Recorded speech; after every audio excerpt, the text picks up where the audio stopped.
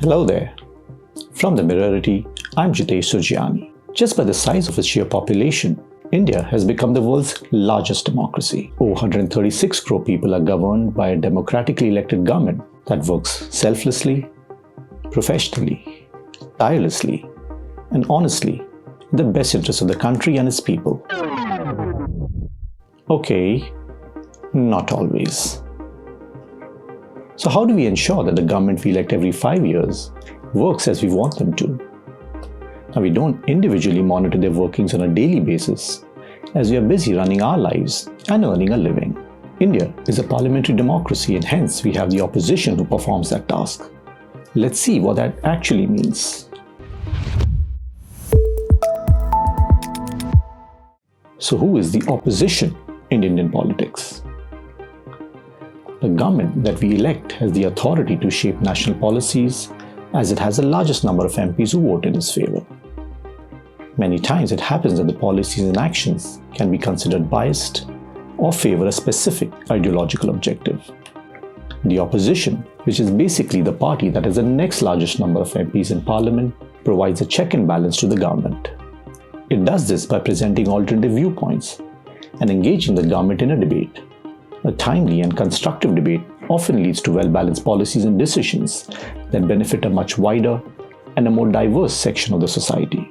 The opposition also has a say in the recruitment of key judicial and administrative positions, such as the head of the CBI and the Chief Justice of India. Unfortunately, the Lok Sabha, or the lower house of parliament, has been without a leader of the opposition for the last 8 years.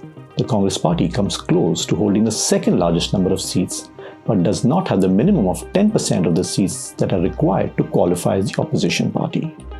So what happens when there is no leader of the opposition in parliament? Let's take a look. Demonetization, which literally brought the economy down to its knees and killed livelihoods. Electoral bonds, which made political donations made with black money anonymous. The new farm laws, which threatened to ruin the income and livelihoods of millions of farmers. Appointment of the Lokpal, that assigned responsibility for investigating government corruption to the person appointed by the government itself. Extension of the CBI and ED chief's tenure. Now, this allowed the BJP to appoint its preferred person to head the country's premier investigative agencies in India. So does this mean that the BJP has deliberately played foul and engaged in corruption? No. Maybe it had its own valid reasons. But does it then mean that it is the fault of the Congress party that the laws such as these were passed? Is it due to the Congress that the democratic principles are no longer followed? Well, I think the answer is yes. So how is the Congress responsible for the collapse of democracy? Unless you're living under a rock, there is no doubt that the BJP now is a dominant force in Indian politics, as it commands 37% of the overall vote share. Despite its many electoral failings, the Indian National Congress remains the biggest pan-national political party in India, holding almost 20% of the vote share. The next closest party is the AITC, or the Trinamool Congress, which has only 4.1% of the national vote share. So for better or for worse, Congress is the only party as of now that can really be considered a serious contender for the opposition seat. But it has failed repeatedly, and not just in the general elections, but also in the state elections. Take the case of the recently concluded assembly elections in the 5 states of India. It managed only 54 of 690 seats it contested. In Uttar Pradesh, which was led by Priyanka Gandhi, it could win only 2 of the 403 seats and got the support of only 2.3% of the total voters. This obviously gives the BJP, or for that matter any ruling party, a freer hand in governance and decision making. From 11 states a decade ago, the Congress party now rules just 2 states in India, similar to the Aam Aadmi Party. The irony is that the Congress cannot become the main opposition, and its size and voter base will not allow any other party to occupy the opposition seat. So in a way, it is a stalemate. Let's for a minute look at the reasons for the Congress' dismal show over the last few years. Now, we all have our individual perceptions of what they are doing right or wrong. But broadly speaking, their failings can be grouped into just 4 key points. Number 1, hunger. Service to society, and by that extension politics, is a full-time job. It requires passion and hunger in equal measure. The Congress party is often displays its passion for the betterment of India, but only through public speeches and tweets. However, it has failed to convince the electorate that it can really work at the grassroots level. Its leaders are seen making quotes and sharing tweets more often than working in the constituencies. The problem is magnified because the comparison, unlike earlier, is with the BJP, which is known as a party in a permanent election mode. Be it a municipal body election, state election, or a general election, the BJP applies its full might, brings out all its leaders, and throws all its weight to win it. If nothing else, it at least convinces the electorate that they take their job seriously. Number 2. Dynastic baggage. The fall of the Congress party has ironically been mirrored against the rise of a new India. The rise of the working class, millions of whom have risen above the poverty line in the last decade. The rise of the middle class with better education and awareness. They, along with millions more who are yet in poverty, aspire for a better quality of life. And they see in BJP's Narendra Modi a leader who is one amongst them, one who speaks their language and gives them hope that he could translate their dreams to reality. In contrast, they see entitled leaders like Rahul Gandhi and Priyanka Gandhi. They see leaders who are more conversant in English, given their foreign education, than any local dialect of India. They can just about manage to speak in Hindi to save their lives. To be fair, it's not that they are the only political dynasts in India. Presently, at least 7 chief ministers of major Indian states are dynasts. M.K. Stalin from Tamil Nadu, Naveen Patnaik from Odisha, Uddhav Thackeray from Maharashtra with another dynast Ajit Pawar as his deputy, Basavaraj Bommai from Karnataka, Jagan Mohan Reddy from Andhra Pradesh, KCR from Telangana, Hemant Soren from Jharkhand. But all of them are seen as being more involved in the administration and politicking than just being stage speakers or tweeters. So is it the Gandhi siblings' fault that they were born into rich households? Is it their fault that they were sent abroad to study? No. But who said that politics is fair? The RSS and the BJP were smart in identifying a mascot like Narendra Modi and grabbed the opportunity while Congress was sleeping. The BJP was smart again in reminding the nation at every instance of the Congress leadership's entitlement and thus their lack of empathy towards the suffering of the common man. Number 3. The leadership crisis.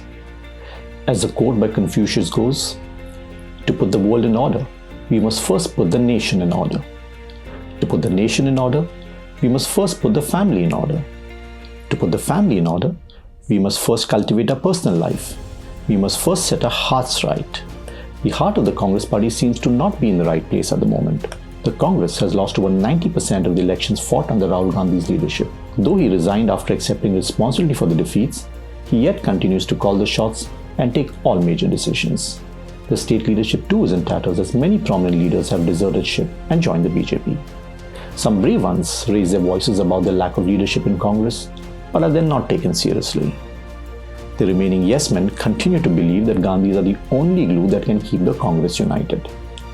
In contrast, you have Narendra Modi, who has carefully cultivated an image of a 24/7 leader who has never taken even a single day's holiday and continues to work as a Pradhan Sevak of the nation.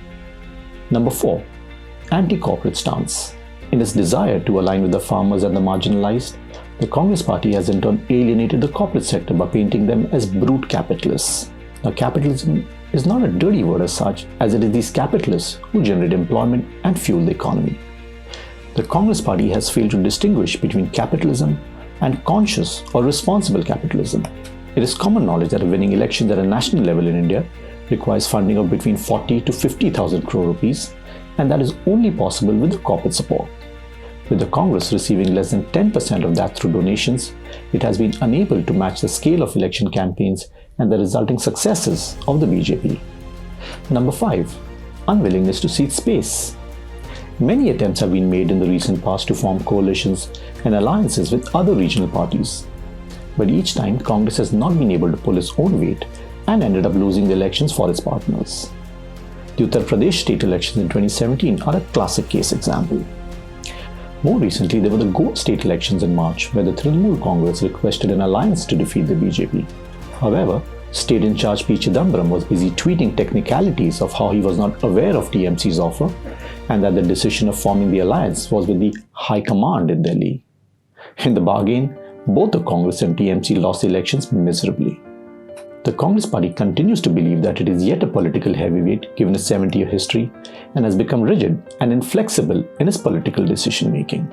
With chances of the Congress resurrection now next to none, it is imperative that India has a credible alternative that can truly contend with the BJP's election juggernaut, and if not defeat them, become a national opposition to make India's parliament once more resemble a functioning democracy. So what are the alternatives then? Arvind Kejriwal, Mamata Banerjee, K. Chandrasekhar Rao, Sharad Pawar and Uddhav Thackeray are some of the major leaders of states that have expressed ambitions to play a bigger national role. At the present moment, they command a vote share of less than 5% individually. To be taken seriously as opposition at the national level, various alliances will have to be forged. Even if all the above parties decide to form an alliance, which seems impossible given that most of them want to be Prime Minister someday, their combined vote share would not cross more than 15%. To win elections or be in the opposition, you need at least 30% of the vote share. Again, the Congress' loyal vote bank becomes a sticking point. So, unless Congress pools in with one or all of the above players, or the Congress loyalists switch their votes to the above parties, the current deadlock will continue and the Indian Parliament will continue to be oppositionless. No wonder then, almost all leaders and analysts have openly declared that any attempt to cobble together a coalition is not possible without the Congress Party. Now, on to the final take. A change in the leadership will alone not rid the Congress Party of all its issues.